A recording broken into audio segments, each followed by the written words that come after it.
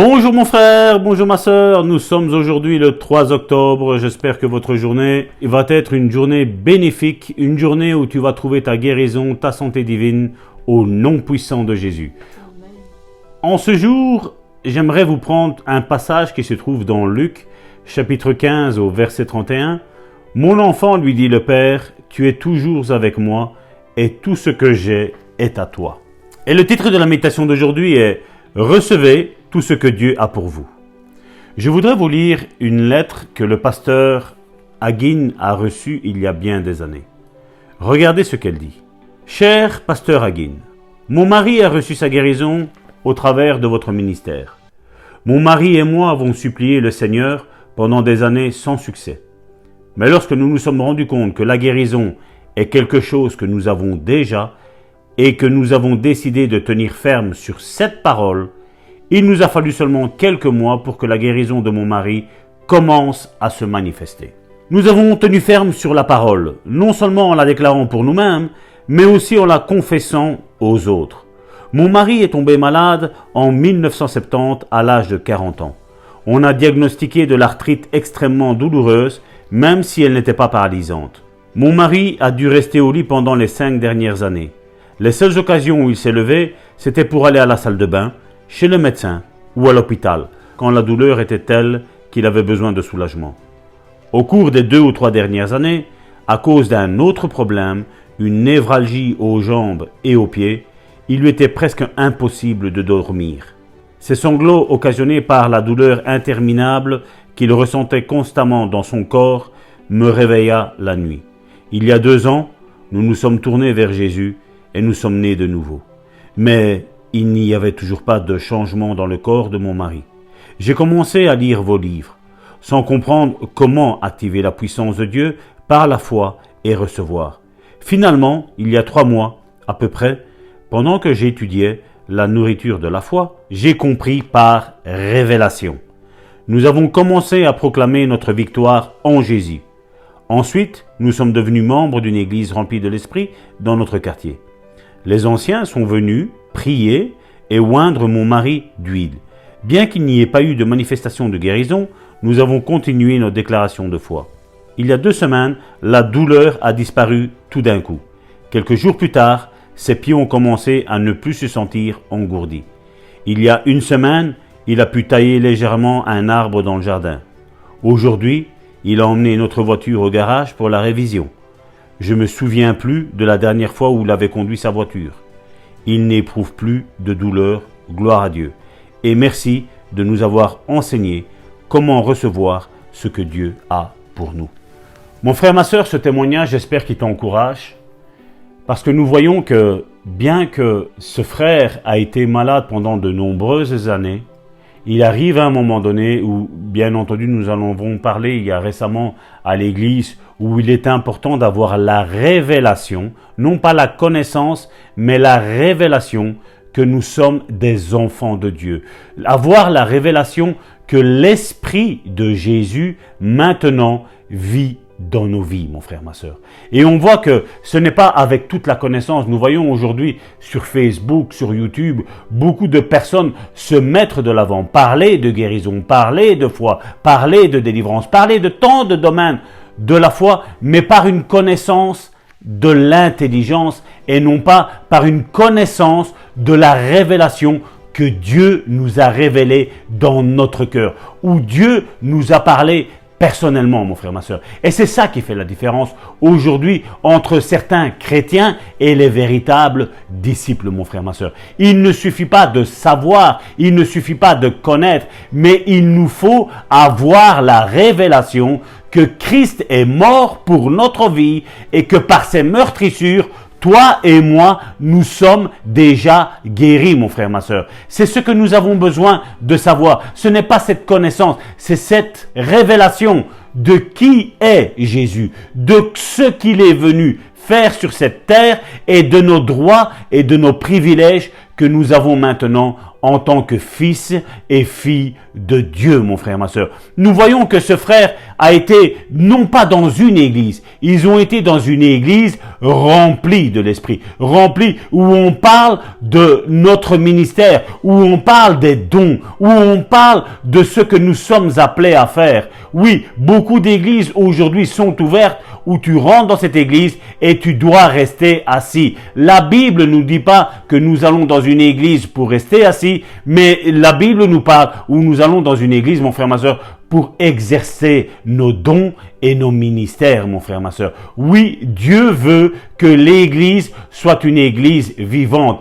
Pas une église avec un petit E, mais une église avec un grand E. Et malheureusement, quand nous sommes chrétiens, juste d'apparence, juste parce qu'on a peur de la mort, juste parce qu'on a peur si nous mourons, d'aller en enfer, mon frère, ma soeur, ben, tu vas rentrer dans une église, tu vas t'asseoir, tu vas juste écouter, tu vas peut-être louanger, tu vas peut-être élever une petite prière et puis c'est fini.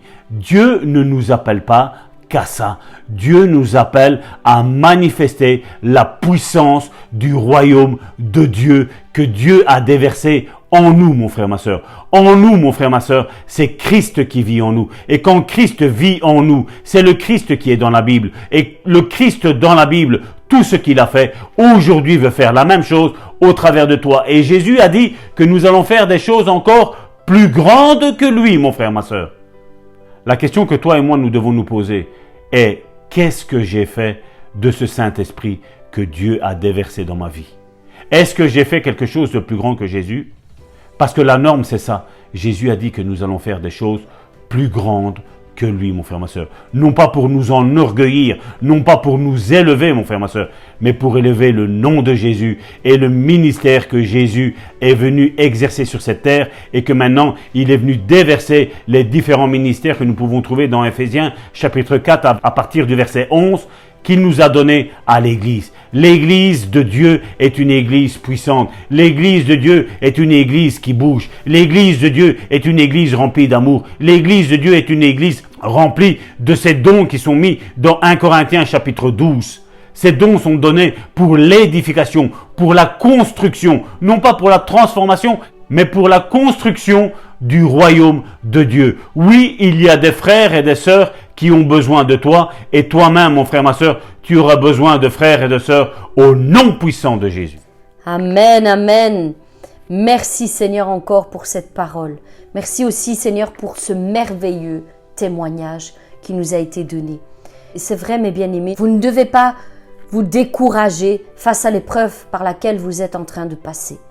Il y a une solution et elle s'appelle Jésus-Christ. Amen. Quand nous portons nos regards sur lui, quand nous recherchons sa face, quand nous devenons dépendants de lui et uniquement de lui, il y a quelque chose qui se passe dans nos vies. Il y a de nombreuses personnes qui se sont déjà levées et qui témoignent des miracles exceptionnels que Jésus-Christ fait. Non seulement par le passé, mais il le fait encore au jour d'aujourd'hui, mes bien-aimés. Et je sais qu'il a quelque chose à faire avec toi, mon frère, ma sœur. Toi qui aujourd'hui as décidé de poser tes regards uniquement sur ce Dieu tout-puissant, je t'invite à croire au-delà. Parce qu'il y a une révélation, comme il a été dit aujourd'hui, qui doit se faire dans ton esprit. Il y a une parole qui doit être révélée, illuminée, éclairée par l'Esprit de Dieu, afin qu'elle descende dans ton cœur, qu'elle descende dans ton âme, qu'elle descende dans ton esprit et qu'elle produise un miracle dans ton corps. La révélation est ce qui nous aide à prendre possession de notre victoire. C'est ce qui nous aide, mes bien-aimés. Nous devons vivre dans la révélation de la parole. La comprendre par l'intelligence ne suffit pas, mes bien-aimés. Y croire par l'intelligence ne suffit pas, mes bien-aimés.